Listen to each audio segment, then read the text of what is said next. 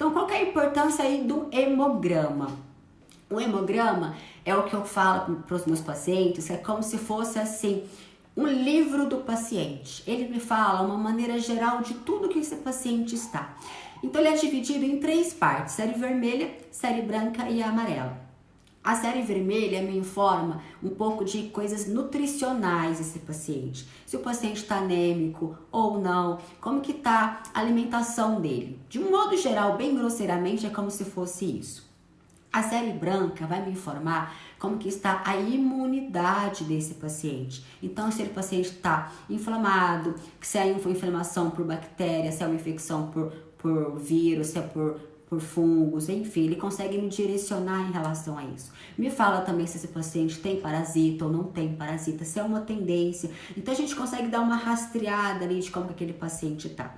Através do hemograma, eu consigo saber se esse paciente está desidratado ou não, se ele está com alimentação muito precária, esqueci até a palavra, desidratado e desnutrido, né? Acho que é essa palavra, eu consigo ter uma ideia em relação a isso. Se o paciente está tendo uma inflamação ou não está. Então, tudo isso são informações que eu consigo ter ideia através do hemograma.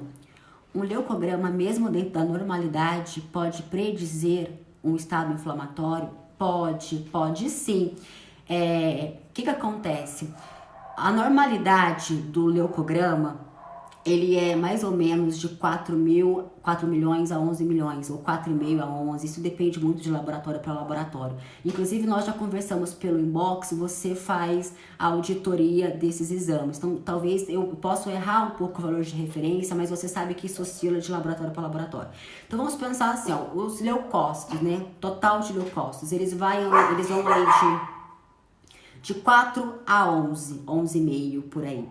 Se a gente for pensar em valores de referência de acordo com se nós formos analisar esse paciente de acordo com o valor de referência, eu só vou começar a suspeitar desse paciente como um paciente inflamado quando ele estiver acima de 11 milhões de leucócitos, correto? Porque o valor de referência é de 4 a 11.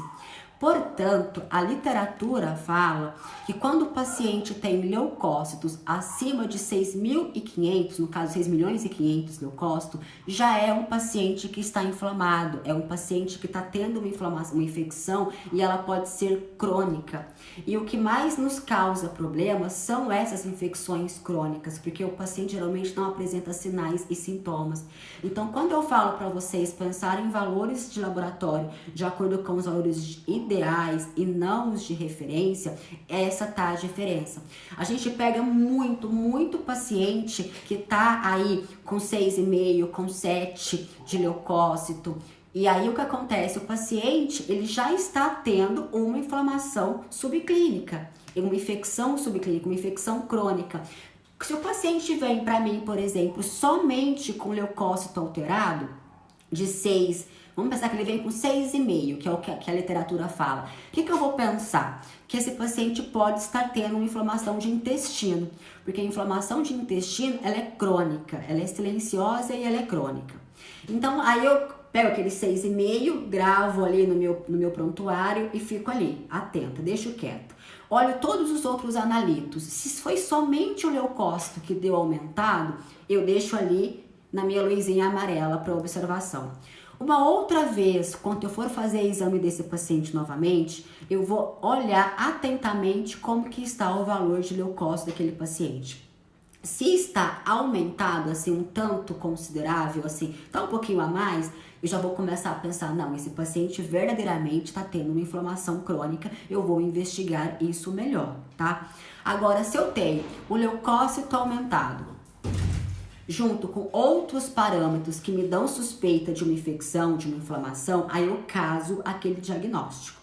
O único parâmetro sozinho eu deixo em observação. Então, assim, se eu pedir somente o hemograma e o hemograma deu que o paciente tem leucócito acima de 6.500, é batata que esse paciente tem uma inflamação crônica. Ponto.